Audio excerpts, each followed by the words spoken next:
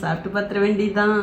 சாப்பிடவே பிடிக்கலன்னு சொல்றவங்க கூட இந்த மாதிரி கஞ்சி செஞ்சு கொடுத்தா விரும்பி சாப்பிடுவாங்க.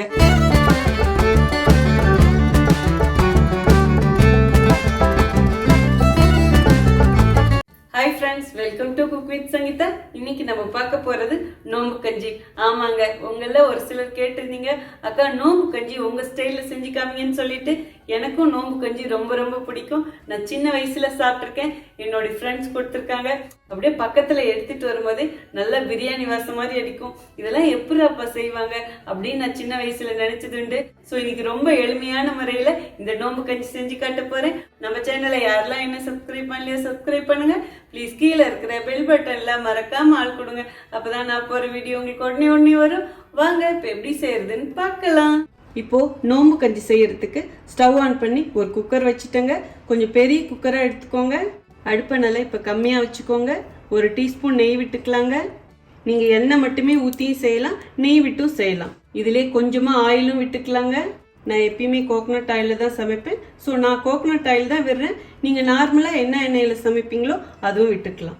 ஒரு கப் பெரிய வெங்காயம் கட் பண்ணி வச்சுருக்கேன், அதுவும் இதிலே போட்டுக்கலாம். இதிலே 1/4 டீஸ்பூன் வெந்தயம் போட்டுக்கலாங்க. 2 பட்டையும் போட்டுக்கலாம். 3 கிராம்பு போட்டுக்கலாம். 2 ஏலக்காய் போட்டுக்கலாம். 1/4 டீஸ்பூன் முழு மிளகு எடுத்து வச்சிருக்கேன், அதுவும் இதிலே போட்டுக்கலாம்.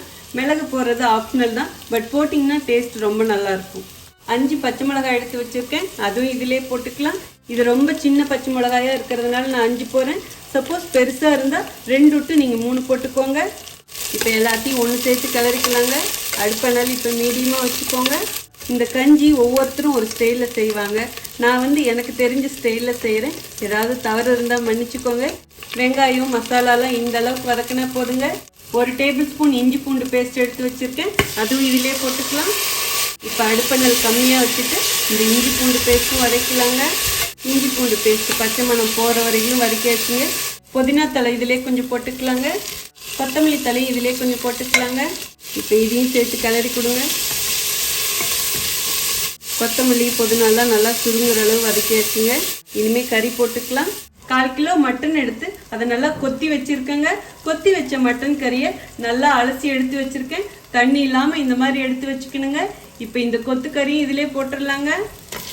இப்போ இதையும் சேர்த்து கிளறி கொடுங்க. இந்த கறியை நல்லா இதிலே வதக்கணுங்க.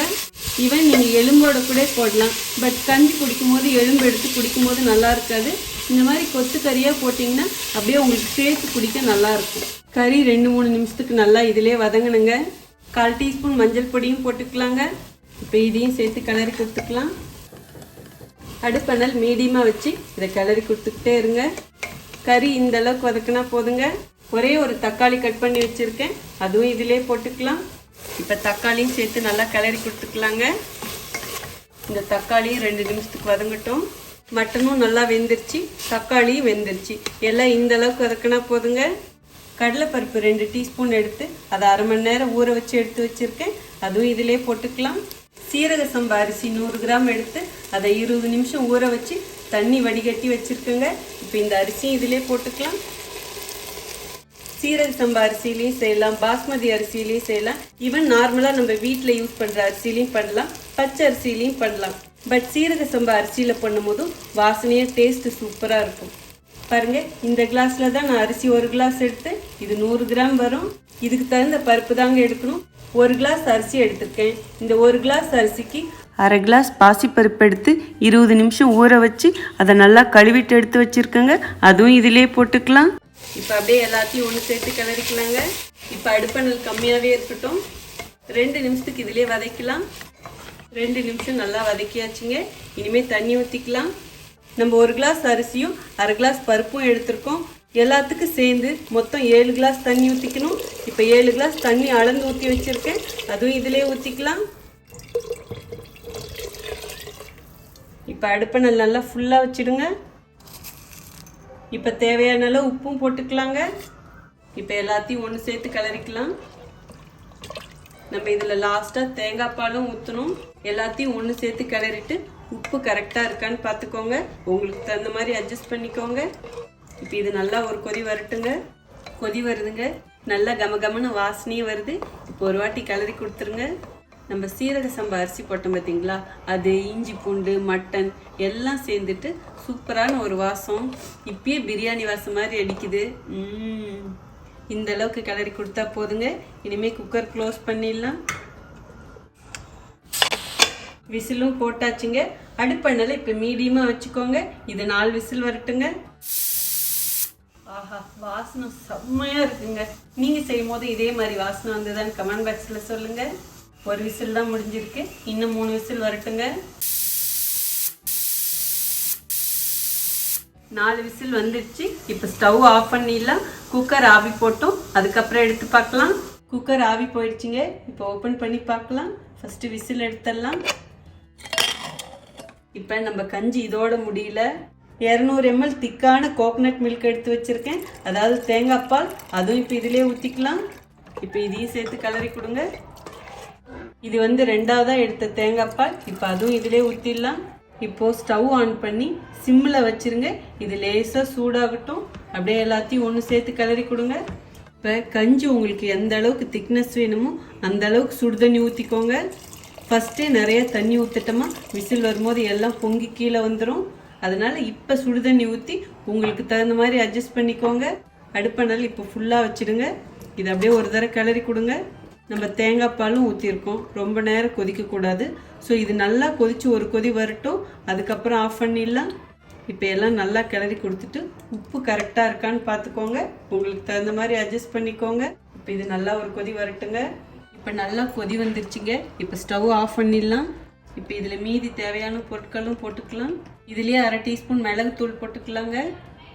இப்போ இதை அப்படியே கிளறி கொடுங்க. மிளகுத்தூள் போடுறது ஆப்ஷனல் தான், பட் போட்டிங்கன்னா நல்லாயிருக்கும், தொண்டைக்கு இதமாக இருக்கும். நமக்கு இது காரத்துக்கு வெறும் பச்சை மிளகா தான் போட்டிருக்கோம். ஸோ இந்த பெப்பரும் போடும்போது கொஞ்சம் சுருன்னு காரமாக நல்லாயிருக்கும். இந்த அளவுக்கு கிளறுனா போதுங்க. சின்னதாக 3 பச்சை மிளகாய் எடுத்து வச்சுருக்கேன். இப்போ இதையும் உடச்சி இதிலே போட்டுடலாம். இந்த பச்சை மிளகாய் லாஸ்ட்டாக போடும்போதும் நல்லா வாசனையாக இருக்கும், ஆனால் ரொம்ப காரமாக இருக்காது. மேலே அப்படியே 1 டீஸ்பூன் நெய் விட்டுறலாங்க. இப்போ கொஞ்சமாக அப்படியே புதினா தழை போட்டுக்கலாம், கொஞ்சமாக கொத்தமல்லி தழையும் போட்டுக்கலாம். அவ்வளோதாங்க, சூப்பராக மணக்க மணக்க நம்ம நோம்பு கஞ்சி ரெடி ஆயிடுச்சு. வாங்க இப்போ எப்படி இருக்குன்னு டேஸ்ட் பார்த்துருவோம். நோம்பு கஞ்சி சூப்பராக ரெடி ஆயிடுச்சு. இப்போ எப்படி இருக்குன்னு டேஸ்ட் பார்க்கறதுக்கு முன்னாடி உங்களுக்கு இதுக்கு தேவையான டிப்ஸ் கொடுத்துட்றேங்க. என்னுடைய ஃப்ரெண்ட்ஸ் வீட்டில் தான் நான் சாப்பிட்ருக்கேன். அவங்களும் பள்ளிவாசல்லேருந்து வாங்கிட்டு வந்து கொடுத்துருக்காங்க. அதுவும் நல்லா சின்ன வயசில் சாப்பிட்டது. பட் எனக்கு தெரிஞ்ச மாதிரி இன்றைக்கி நான் பண்ணியிருக்கேன். ஸோ உங்களில் நிறைய பேர் இது நல்லா தெரிஞ்சவங்களும் இருக்கலாம். ஸோ நான் நல்லா பண்ணியிருக்கிறேனான்னு ப்ளீஸ் கமெண்ட் பாக்ஸில் சொல்லுங்கள். மெயினாக என்னை பொறுத்த வரைக்கும் இந்த கன்சிஸ்டன்சி ரொம்ப முக்கியம். பிரியாணிக்கு மாதிரி ரொம்ப மசாலா போடக்கூடாது, மைல்டாக போடணும். ஏன்னா இது கஞ்சி. அதே மாதிரி இதில் வெஜிடேரியனும் செய்யலாம், மட்டன் இல்லாமல் செஞ்சுக்கோங்க, அதுவும் சூப்பராக இருக்கும். பட் நான்வெஜ் பிடிச்சவங்களுக்கு இந்த மாதிரி மட்டன் போட்டு செய்யும் போதும் ரொம்ப சுவையாக இருக்கும். அதே மாதிரி இன்னொரு ஸ்பெஷலான விஷயம் வெந்தயம். என்னடப்பா இதெல்லாம் வெந்தயம் போடுறாங்களே அப்படின்னு சிலர் நினைக்கலாம். அதாவது இந்த நோம்பு கஞ்சி பற்றி தெரியாதவங்களுக்கு. பட் அந்த வெந்தயத்துக்குன்னு ஒரு ஃப்ளேவர் இருக்குது பாருங்க, அது வந்து இந்த கஞ்சிக்கு அவ்வளோ சூப்பராக இருக்கும். அதே மாதிரி இந்த கஞ்சி செய்யணும்னா கொஞ்சம் பெருசாக இருக்கிற குக்கராக எடுத்துக்கோங்க. ஃபஸ்ட்டே தண்ணி அளவு அதிகமாக வச்சிங்கன்னா கண்டிப்பாக விசில் வரும்போது புஷ்ஷுன்னு எல்லாம் வெளியே வந்துடும். ஸோ நான் சொன்ன மாதிரி செய்யுங்க. அதே மாதிரி காரம் வேணும்னா ஈவன் நீங்கள் பச்சை மிளகா கூட 2 போட்டுக்கலாம்.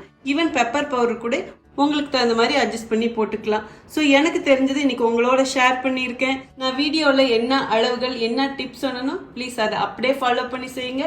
கண்டிப்பாக உங்களுக்கு இதே மாதிரி நோம்பு கஞ்சி கிடைக்கும். சாப்பிடவே பிடிக்கலன்னு சொல்கிறவங்க கூட இந்த மாதிரி கஞ்சி செஞ்சு கொடுத்தா விரும்பி சாப்பிடுவாங்க. ஸோ நோம்பு இருக்கிறவங்க தான் இந்த கஞ்சி குடிக்கணும்னு கிடையாது, எல்லாருமே குடிக்கலாம். அவ்வளோ சூப்பராக இருக்கும். மெயினாக தொண்டை வலி இருக்கிறப்ப, அதாவது கோல்டு இருக்கிறப்ப இந்த மாதிரி குடிச்சு பாருங்க. தொண்டைக்கு இதமாக நாக்குக்கு ருசியாகவும் அவ்வளோ சூப்பராக இருக்கும். ஸோ இந்த அளவுக்கு தெரிஞ்சுக்கிட்டாலே நீங்கள் போதுங்க. இப்போ கஞ்சி எப்படி இருக்குன்னு டேஸ்ட் பார்த்தலாம். நான் வேற ஒரு பவுலில் ஊற்றிடுறேங்க. அப்படியே சுட சுட இருக்கிற இந்த நோம்பு கஞ்சி அப்படியே எடுத்து சாப்பிட்டு பார்த்துட வேண்டியதுதான். அந்த மட்டன் பீஸ்லாம் அப்படியே தெரியுது இல்லை, சாப்பிட சொல்லணுமா என்ன? சாப்பிட்டு பார்த்துருவாங்க. அப்படி இருக்கு. ஆக்சுவலாக எனக்கு கொஞ்சம் த்ரோட் பெயின் கூட இருக்குது. இது சரியான டைம்னு நினைக்கிறேன். தொண்டைக்கு இதமாக அப்படி இருக்குது. எல்லாமே பர்ஃபெக்டாக இருக்குது. நம்ம இது வரைக்கும் மசாலா இல்லாத கஞ்சி குடிச்சிருப்போம்.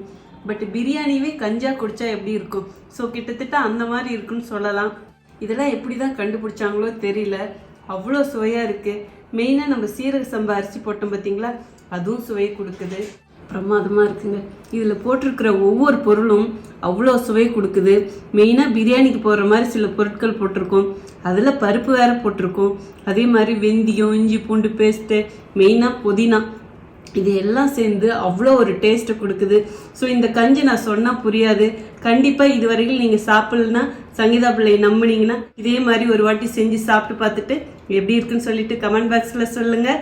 உங்களுக்கு இந்த ரெசிபி பிடிச்சதுன்னா ப்ளீஸ் மறக்காமல் ஃபஸ்ட்டு ஒரு லைக் கொடுத்துருங்க. ரொம்ப ரொம்ப பிடிச்சதுன்னா உங்கள் ஃப்ரெண்ட்ஸ் அண்ட் ஃபேமிலிக்கு ஷேர் பண்ணுங்கள். ஈவன் நீங்கள் இது செஞ்சு பாருங்கள். இது செஞ்சு பார்த்துட்டு உங்களுக்கு பிடிச்சா மட்டும் உங்கள் ஃப்ரெண்ட்ஸ் அண்ட் ஃபேமிலிக்கு ஷேர் பண்ணுங்கள். நீங்கள் இது வரைக்கும் எனக்கு கொடுத்துட்ருக்க அன்புக்கும் ஆதரவுக்கும் ரொம்ப ரொம்ப நன்றி. உங்களுக்கு என்ன ரெசிபி வேணுமோ ப்ளீஸ் அதுவும் கமெண்ட் பாக்ஸில் சொல்லுங்கள். இதே மாதிரி அடுத்த ஒரு ஸ்பெஷல் வீடியோவில் உங்களை சந்திக்கிறேன். And see you. Bye bye. Love you all.